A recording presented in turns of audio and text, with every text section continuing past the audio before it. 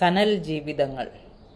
Hostel വാർഡനായ mother ക്ലറീനയുടെ ആവശ്യപ്രകാരമായിരുന്നു അടുത്തുള്ള ഒരു അനാഥാലയത്തിൽ ഞങ്ങൾ കുറച്ചു പേർ ട്യൂഷൻ എടുക്കാൻ പോയത്. അതിനായി ഹോസ്റ്റലിൽ നിന്നും മാസാമാസം ചെറിയൊരു തുക തരുമായിരുന്നു. എല്ലാ ദിവസവും വൈകിട്ട് 5 മണി മുതൽ 6 മണി വരെയായിരുന്നു ട്യൂഷൻ സമയം. മാതാപിതാക്കളാൽ ഉപേക്ഷിക്കപ്പെട്ട കുട്ടികളെയും നിത്യജീവിതത്തിനും വിദ്യാഭ്യാസ ചെലവിനും പോലും നിവൃത്തിയില്ലാത്ത മാതാപിതാക്കളുടെ കുട്ടികളെയുമൊക്കെ സംരക്ഷിക്കുന്ന ഇടമായിരുന്നു അത്. മുൻപ് ആ സ്ഥാപനത്തെക്കുറിച്ച് കേട്ടിട്ടുണ്ടായിരുന്നെങ്കിലും ആദ്യമായിട്ടായിരുന്നു കാണുന്നത്. അതിനുള്ളിലേക്ക് കയറി ചെന്ന ദിവസം ഹൃദയത്തിന് എന്തെന്നില്ലാത്ത കനം തോന്നി. 3 നിലകളിലായുള്ള മഞ്ഞയും തവിട്ടും ചായങ്ങൾ പൂശിയ വലിയൊരു കെട്ടിടം. മുറ്റത്ത് ജമന്തിപ്പൂക്കളും 4 മണിപ്പൂക്കളും റോസയും സൂര്യകാന്തിയും ഒക്കെയുള്ള വലിയൊരു പൂന്തോട്ടവും കുട്ടികൾക്കുള്ള കളിസ്ഥലവും പ്രത്യേകം സജ്ജീകരിച്ചിട്ടുണ്ടായിരുന്നു. അവിടെയായി നിന്ന് ഞങ്ങളെ ഉറ്റുനോക്കുന്ന കുട്ടികളുടെ പ്രതീക്ഷയും ദൈന്യതയും നിറഞ്ഞ കണ്ണുകൾ വേദനിപ്പിച്ചു. ഉപേക്ഷിക്കപ്പെട്ടവരുടെ മാത്രം ലോകം.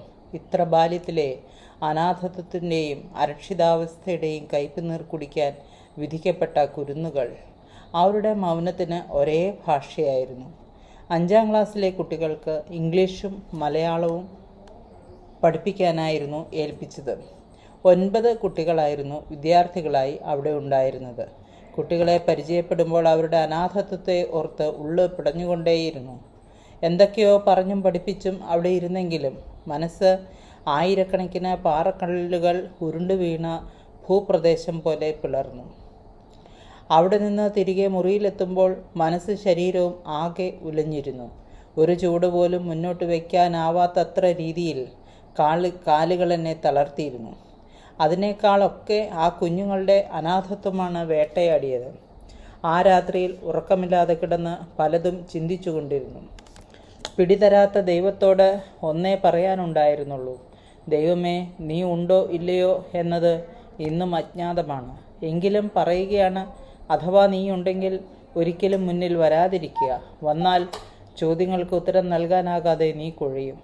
നിന്റെ നീതിക്ക് ഈ മനുഷ്യവംശവുമായി യാതൊരു ബന്ധവുമില്ലെന്ന് തെളിയിക്കും.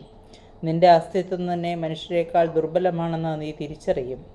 എൻ്റെ ചിന്തകൾ കണിഞ്ഞാണില്ലാതെ ആ രാത്രി മുഴുവനും പാഞ്ഞു.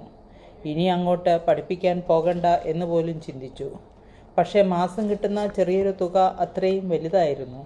വീട്ടുകാരെ ബുദ്ധിമുട്ടിപ്പിക്കാതെ ആവശ്യങ്ങൾ നടത്താമല്ലോ എന്നായിരുന്നു ചിന്തിച്ചത്. ഹോസ്റ്റലിൽ നിന്ന് അല്പദൂരമേ നടക്കാനുണ്ടായിരുന്നുള്ളൂവെങ്കിലും അത് വേദന നിറഞ്ഞതായിരുന്നു.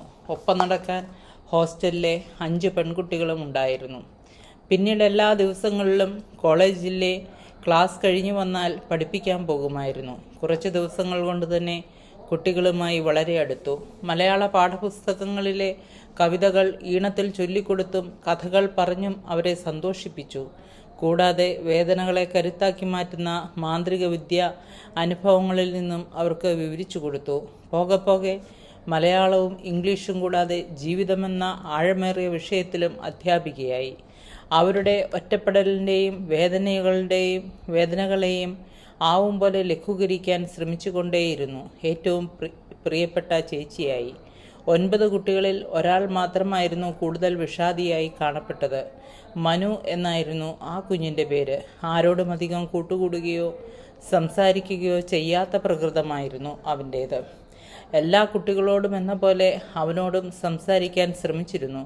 പക്ഷേ അപ്പോഴൊക്കെയും അവൻ ഒഴിഞ്ഞു മാറി. പിന്നീട് അവനോട് കൂടുതൽ അടുക്കാൻ ശ്രമിച്ചുകൊണ്ടേയിരുന്നു. പതിയെ അവൻ മിണ്ടാൻ തുടങ്ങി.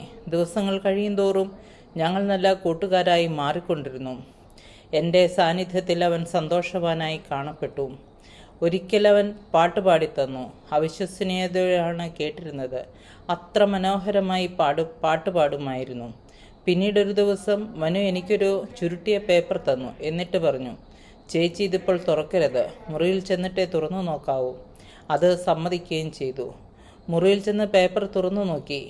മനു പെൻസിൽ കൊണ്ട് വരച്ച എൻ്റെ മുഖമായിരുന്നു അത്. ഞെട്ടിപ്പോയി. എന്നെ അതുപോലെ തന്നെ വരച്ചിരിക്കുന്നു. ഒരു ഫോട്ടോ പോലും നോക്കാതെ ഓർമ്മയിൽ നിന്നായിരുന്നു അവൻ വരച്ചത്. എത്രമാത്രം കഴിവുള്ള ഒരു കുട്ടിയാണ്. എത്ര മനോഹരമായാണ് അവൻ പാടുന്നതും വരയ്ക്കുന്നതും. സന്തോഷവും അഭിമാനവും തോന്നിയെങ്കിലും കഴിവുകളെ പിന്തുണയ്ക്കാൻ അവൻ ആരുമില്ലല്ലോ എന്നോർത്ത് വേദനിച്ചു. സ്നേഹവും വാത്സല്യവും കൊണ്ട് ഹൃദയം നിറഞ്ഞു. പിറ്റേ ദിവസം മനുവിനെ കണ്ടപ്പോൾ ചേർത്ത് പിടിച്ച് നെറ്റിയിൽ ഉമ്മ കൊടുത്തു. അവൻ്റെ കണ്ണുകൾ നിറഞ്ഞൊഴുകുന്നുണ്ടായിരുന്നു. ആദ്യമായിട്ടായിരിക്കാം അവൻ അങ്ങനൊരു സ്നേഹം അനുഭവിക്കുന്നത്. മനുവിനെ കാണാതിരിക്കുന്നത് അസ്വസ്ഥയാക്കി. അവനും അങ്ങനെയായിരുന്നു. എല്ലാ ദിവസവും വൈകുന്നേരം 5 മണിയാകാൻ അവൻ കാത്തിരിക്കും. വരുന്നത് നോക്കി ഗേറ്റിൻ്റെ അരികിൽ വന്നു നിൽക്കും. വരുന്നത് കാണുമ്പോൾ കണ്ണുകൾ തിളങ്ങും, മുഖത്ത് സന്തോഷം പടരും. നിഷ്കളങ്കമായ അവൻ്റെ ചിരി ഏറെ ഇഷ്ടമായിരുന്നു. എല്ലാ ദിവസവും അവൻ സ്കൂളിലെ വിശേഷങ്ങളൊക്കെ പറയുമായിരുന്നു. നെറുകയിൽ തലോടിയും വിരലുകളിൽ പിടിച്ചും കവിളിൽ നുള്ളിയുമൊക്കെ കേട്ടിരിക്കും. ഒരു ദിവസം മനുവിൻ്റെ വീടിനെക്കുറിച്ചും വീട്ടുകാരെക്കുറിച്ചും ചോദിച്ചു. അതുവരെ അവൻ്റെ മുഖത്തുണ്ടായിരുന്ന ചിരി മാറി സങ്കടം നെഴിച്ചു. വിഷദംശനമേറ്റ് മരണപ്പെട്ടവരെ പോലെ അവൻ നീലിച്ചു. അത്രയും കഠിനമായ വേദന പേറുന്ന ജീവിതമായിരിക്കാം അവൻ്റേതെന്ന് മനസ്സിലായി. മോന് സങ്കടമുണ്ടെങ്കിൽ വേണ്ട, ചേച്ചി വെറുതെ ചോദിച്ചെന്ന് മാത്രം. പക്ഷേ അവൻ തുടർന്നു. ആദ്യമായി മനു എന്നോട് അവൻ്റെ ജീവിതത്തെക്കുറിച്ച് പറഞ്ഞു. കൊല്ലം ജില്ലയിലായിരുന്നു മനുവിൻ്റെ വീട്. അമ്മയും അച്ഛനും അവനും അടങ്ങുന്ന ഒരു ചെറിയ കുടുംബമായിരുന്നു. ഓർമ്മ വെച്ച കാലം തുടങ്ങി അച്ഛനും അമ്മയും തമ്മിലുള്ള വഴക്ക് കണ്ടായിരുന്നു വളർന്നത്. കടുത്ത മദ്യപാനിയായിരുന്നു അച്ഛൻ. അമ്മ അടുത്തുള്ള തുണിക്കടയിൽ ജോലിക്ക് പോകുന്നത് കൊണ്ടായിരുന്നു അവരുടെ കുടുംബം കഴിഞ്ഞിരുന്നത്. രാത്രികളെ അവനും ഭയമായിരുന്നു. കാരണം അച്ഛൻ മദ്യപിച്ചു വന്ന് അമ്മയെയും അവനെയും ക്രൂരമായി ഉപദ്രവിക്കുന്നതും വീട്ടു സാധനങ്ങൾ നശിപ്പിക്കുന്നതും പതിവായിരുന്നു. അടികൊണ്ട് അവശയായ അമ്മ മനുവിനെ കെട്ടിപ്പിടിച്ച് കിടന്നുറങ്ങും. അടുത്ത ദിവസം അവർ ജോലിക്ക് പോകും. കഠിനവും അസ്വാഭാവികമായ ആ ജീവിതത്തോട് അവർ അത്രമാത്രം ഇഴുകിച്ചേർന്നിരുന്നു. അച്ഛൻ്റെ ക്രൂരമായ ഉപദ്രവം കാരണം അമ്മയുടെ വായിലെ ഒട്ടുമിക്ക പല്ലുകളും അടർന്നു പോയിരുന്നു. ഓരോ ദിവസം കഴിയുന്തോറും അവരുടെ ആരോഗ്യം നശിച്ചുകൊണ്ടിരുന്നു. എങ്കിലും മനുവിനു വേണ്ടി അവർ ജോലി ചെയ്തു. അയൽ വീട്ടുകാരും ഏതോ രാഷ്ട്രീയ നേതാക്കളുമൊക്കെ ഇടപെട്ട് അച്ഛനെ പോലീസിൽ ഏൽപ്പിച്ചപ്പോൾ അവൻ്റെ അമ്മ തന്നെ സ്റ്റേഷനിലെത്തി അവർക്ക് പരാതിയൊന്നുമില്ല എന്ന് പറഞ്ഞുകൊണ്ട് അയാളെ ഇറക്കിക്കൊണ്ടുവരികയാണുണ്ടായത്. അവരുടെ ഇത്തരം പെരുമാറ്റം കാരണം പിന്നെ ആരും ആ കുടുംബത്തെ ശ്രദ്ധിക്കാതെയായി. പെട്ടെന്നൊരു ദിവസം അമ്മ അവനെയും കൂട്ടി സ്ഥാപനത്തിലെത്തുകയും അവനെ ഇവിടെയാക്കിയിട്ട് മടങ്ങുകയും ചെയ്തു. അമ്മ പോയതിൻ്റെ സങ്കടത്തിൽ അവൻ ദിവസങ്ങളോളം കരഞ്ഞു. പിന്നീട് ഈ ജീവിതവുമായി മെല്ലെ മെല്ലെ പൊരുത്തപ്പെടാൻ തുടങ്ങുമ്പോഴേക്കായിരുന്നു അവനെ തേടി ആ ദുരന്ത വാർത്ത എത്തിയത്. മനുവിൻ്റെ അമ്മ മരണപ്പെട്ടിരുന്നു. അമ്മ അവനെ അനാഥാലയത്തിലാക്കിയിട്ട് പോകുമ്പോൾ അതവൻ്റെ അവസാനത്തെ കാഴ്ചയായിരിക്കുമെന്ന് ആ കുഞ്ഞ് അറിഞ്ഞിരുന്നില്ല. ഓരോ ദിവസവും അമ്മയെയും കാത്ത് വഴിയിലേക്ക് നോക്കിയിരിക്കുമായിരുന്നു. മരിച്ചു കിടക്കുന്ന അവൻ്റെ അമ്മയുടെ ശരീരം നോക്കി അവൻ മരവിച്ചു നിന്നു. അവനുറപ്പായിരുന്നു അച്ഛനമ്മയെ കൊലപ്പെടുത്തിയതാണെന്ന്. അയാൾ എൻ്റെ അമ്മയെ കൊന്നതാണെന്ന് പറഞ്ഞുകൊണ്ട് മടിയിൽ കിടന്ന് വിങ്ങിപ്പൊട്ടി. എങ്ങനെ കുഞ്ഞിനെ ആശ്വസിപ്പിക്കണമെന്നറിയാതെ ഹൃദയം നുറുങ്ങി. അവനെ ചേർത്ത് പിടിച്ച് ഒന്ന് ചുംബിക്കുക മാത്രം ചെയ്തിട്ട് അവിടെ നിന്ന് എഴുന്നേറ്റ് തിരിഞ്ഞു നോക്കാതെ നടന്നു. കണ്ണുകൾ നിറഞ്ഞൊഴുകി. നടക്കുന്ന വഴി മറഞ്ഞുകൊണ്ടിരുന്നു. തിരികെ മുറിയിൽ വന്ന് കട്ടിലിലേക്ക് വീഴുകയായിരുന്നു. എത്രമാത്രം സങ്കടങ്ങളാണ് ചുറ്റുമുള്ളതെന്നോർത്ത് ഹൃദയം പലതായി നുറുങ്ങിത്തെറിച്ചു. ഹോ കാലമേ, എത്തിപ്പെടുന്ന മനുഷ്യരൊക്കെ എത്ര സങ്കടങ്ങൾ പേറുന്നവരാണ്. എനിക്കിതൊന്നും സഹിക്കാനാകുന്നില്ലല്ലോ. ഈ ജീവിതത്തിൽ ഇത്രയും വേദനകളും വേദനിക്കുന്ന മനുഷ്യരെയും കരുതി വയ്ക്കുന്നത് എന്തിനാണ്? മരണത്തിൽ നിന്ന് തന്നെ ജീവിതത്തിലേക്ക് കുടഞ്ഞിട്ടത് ഈ വേദനകൾ മാത്രം തരാനായിരുന്നു. തലയ്ക്കുള്ളിൽ കാട്ടുതീ ആളുന്നത് പോലെ തോന്നി. മനുവിൻ്റെ അമ്മ എന്തൊരു സ്ത്രീയായിരുന്നു. ഭർത്താവ് അത്രയേറെ ഉപദ്രവിച്ചിട്ടും അവർ അയാളെ സ്നേഹിച്ചിരുന്നത് എന്തിനായിരുന്നു എന്നത് എന്നെ കുഴപ്പിച്ചു. ശരിയാണ്, മനുഷ്യ മനസ്സുപോലെ സങ്കീർണമായ ഒന്നുമില്ലല്ലോ. ദസ്തേവ്സ്കിയുടെ നാച്ചോട്ക നെസ്വാനേവ എന്ന കഥാപാത്രത്തെയാണ് എനിക്ക് ഓർമ്മ വന്നത്. സ്വന്തം മുത്തച്ഛനാൽ ആട്ടിയോടിക്കപ്പെട്ടിട്ടും ക്രൂരമായി ഉപദ്രവിക്കപ്പെട്ടിട്ടും ഭിക്ഷയാചിച്ചു കിട്ടിയ കാശുകൊണ്ട് വൃദ്ധനായ ആ മനുഷ്യന് ഭക്ഷണവും മരുന്നും മുടങ്ങാതെ വാങ്ങിക്കൊടുത്തുകൊണ്ടിരുന്ന ഒരു കൊച്ചു പെൺകുട്ടിയായിരുന്നു അവൾ. എന്നെ വല്ലാതെ തകർത്ത ഒരു കഥാപാത്രമായിരുന്നു അത്. ഇത്രത്തോളം വിചിത്രമായ മനോനിലയിൽ എങ്ങനെയാകും ഒരു മനുഷ്യൻ എത്തിപ്പെടുന്നത്?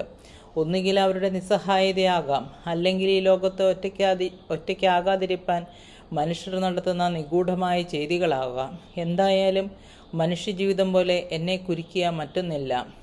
മനുവിൻ്റെ മുഖവും അവൻ്റെ തേങ്ങിക്കരച്ചിലും പിറ്റേ ദിവസം ക്ലാസ്സിലിരിക്കുമ്പോഴും എന്നെ വല്ലാതെ അലട്ടിക്കൊണ്ടിരുന്നു. അവൻ്റെ അമ്മ എങ്ങനെയാകും മരിച്ചത്? എന്നിൽ ആശങ്കയും ആകാംക്ഷയും നിറഞ്ഞു. വൈകിട്ട് 5 മണിയാകാൻ കാത്തിരുന്നു. അനാഥാലയത്തിലെത്തിയതും ഓഫീസിലെ ജീവനക്കാരിയുടെ അടുത്തേക്ക് പോയി. അവരോട് മനുവിൻ്റെ അമ്മയുടെ മരണത്തെക്കുറിച്ചായിരുന്നു ചോദിച്ചത്.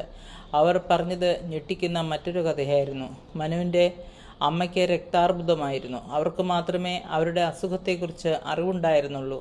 ചികിത്സിക്കാനുള്ള നിവൃത്തിയില്ലാതിരുന്നതിനാലും ജോലിക്ക് പോകാതെ ആശുപത്രിയിൽ പോയാൽ തൻ്റെ മോന് ഒരു നേരത്തെ ഭക്ഷണം പോലും കൊടുക്കാൻ ആരുമില്ലാതാവുമെന്നും അവർ ചിന്തിച്ചു. ഒടുവിൽ ആരോഗ്യനില കൂടുതൽ കുഴപ്പത്തിലായപ്പോൾ മോനെ സുരക്ഷിതമായ ഒരിടത്താക്കണമെന്ന് തീരുമാനിച്ചിട്ടാണ് ഈ സ്ഥാപനത്തിൽ മനുവിനെ ആക്കിയത്. മരണത്തിന് 2 ദിവസം മുമ്പ് അവരുടെ അസുഖം മൂർച്ഛിച്ച് ആശുപത്രിയിൽ ആയിരുന്നെന്നും അവിടെ കിടന്നാണ് മരണപ്പെട്ടതെന്നും ഓഫീസിലെ ജീവനക്കാരി പറഞ്ഞു. മനുവിൻ്റെ അമ്മയുടെ അസുഖത്തെക്കുറിച്ച് അവനറിയില്ലെന്നും ഇനി പറയേണ്ടെന്നും പറഞ്ഞിരുന്നു. മനുവിൻ്റെ ജീവിതമോർത്തപ്പോൾ നെഞ്ചുപൊട്ടി. പാവം കുഞ്ഞ്. അവനെപ്പോഴും വിശ്വസിക്കുന്നത് അമ്മയെ അച്ഛൻ കൊലപ്പെടുത്തിയെന്നായിരുന്നു. അവൻ്റെ ഭാഗത്തു നിന്ന് ചിന്തിക്കുമ്പോൾ ശരിയായിരുന്നു.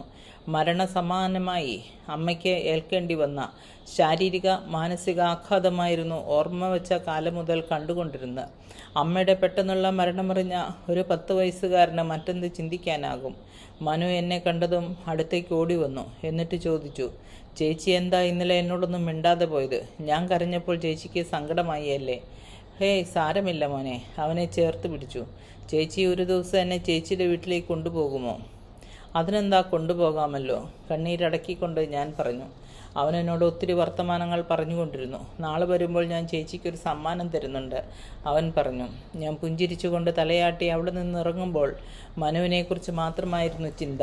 ഒരു ദിവസം അവനെ വീട്ടിലേക്ക് കൊണ്ടുപോകണം. എന്നിട്ട് നീ ഒറ്റയ്ക്കല്ല കുഞ്ഞേ, എനിക്കുള്ള എല്ലാവരും നിനക്കുമുണ്ട് എന്ന് അവനോട് പറയണം. അവനിഷ്ടമുള്ള സ്ഥലങ്ങളിലൊക്കെ കൊണ്ടുപോകണം. നല്ല വസ്ത്രങ്ങളും ഭക്ഷണവുമൊക്കെ അവന് വാങ്ങിക്കൊടുക്കണം. കഴിയാവുന്ന സന്തോഷങ്ങളൊക്കെ അവന് കൊടുക്കണം എന്നൊക്കെ തീരുമാനിച്ചു. അന്ന് രാത്രി പ്രാർത്ഥനാ സമയം കഴിഞ്ഞപ്പോൾ ഹോസ്റ്റൽ വാർഡൻ എൻ്റെ അടുത്ത് വന്ന് പറഞ്ഞു, രമ്യ ഇനി മുതൽ അനാഥാലയത്തിൽ ട്യൂഷൻ എടുക്കാൻ പോകണ്ട. രമ്യയ്ക്ക് പകരം മറ്റൊരാളെ ഏർപ്പാടാക്കിയിട്ടുണ്ട്. നെഞ്ചു പിളരുന്നത് പോലെയാണ് അവർ പറഞ്ഞത് കേട്ടുനിന്നത്. കാര്യമെന്താണെന്ന് തിരക്കിയപ്പോൾ അവിടെയുള്ള കുട്ടികളുമായി ആരും അടുക്കാനും അവരുടെ വ്യക്തി ജീവിതത്തെക്കുറിച്ച് ചോദിക്കാനും പാടില്ല എന്ന് പറഞ്ഞു. പക്ഷേ ഞാൻ നിയമം തെറ്റിച്ചിരിക്കുന്നു. ഇത് കേട്ടതും എനിക്ക് ദേഷ്യം വന്നു. ഒരു കുഞ്ഞിൻ്റെ വേദന കേൾക്കുന്നതും അവരെ ആശ്വസിപ്പിക്കുന്നതും ചേർത്ത് പിടിക്കുന്നതും സ്നേഹിക്കുന്നതും ഏത് നിയമത്തിനാണ് എതിര്? ഞാൻ ഹോസ്റ്റൽ വാർഡിന് നേരെ ചീറി. സ്നേഹമാണ് ദൈവമെന്ന് പഠിപ്പിക്കുന്ന നിങ്ങൾ ഈ മാനസികാവസ്ഥയും കൊണ്ട് എങ്ങനെയാണ് തിരുവസ്ത്രം അണിയുന്നത്? നിങ്ങളെ ഓർത്ത് പുച്ഛം തോന്നുന്നു. നിയന്ത്രണം നഷ്ടപ്പെട്ട് പിന്നെയും എന്തൊക്കെയോ പറഞ്ഞുകൊണ്ടിരുന്നു. എന്തൊക്കെയോ പുലമ്പിക്കൊണ്ട് അവരും നടന്നാകുന്നു. പക്ഷേ അവിടെ പഠിപ്പിക്കാൻ പോകുന്നതിൽ നിന്ന് അവർ പൂർണ്ണമായും വിലക്കി. മനുവിനെ കാണാതിരുന്നപ്പോൾ ഭ്രാന്ത് പിടിച്ചു. അടുത്ത ദിവസം തന്നെ വൈകിട്ട് അനാഥാലയത്തിൻ്റെ ഗേറ്റിൽ ചെന്ന് നോക്കി നിന്നു. എന്നെ കണ്ടതും അവൻ അടുത്തേക്ക് ഓടി വന്നു. 2 ദിവസം ചെല്ലാതിരുന്നതിൻ്റെ പരിഭവനുണ്ടായിരുന്നു. ഇനി പഠിപ്പിക്കാൻ വരില്ലെന്നും മോൻ നന്നായി പഠിച്ച് വലിയ കുട്ടിയാകണമെന്നും പാട്ടും വരയും വിട്ടുകളയരുതെന്നും ഒക്കെ പറഞ്ഞ് അവൻ്റെ നെറ്റിയിൽ ചുംബിച്ച് തിരികെ നടന്നു. വേദനയുടെ മഹാസമുദ്രങ്ങൾ അലയടിക്കുന്ന 2 ഹൃദയങ്ങൾ ആ ഗേറ്റിൻ്റെ അരികത്ത് ഇപ്പോഴും മിടിക്കുന്നുണ്ടാകാം.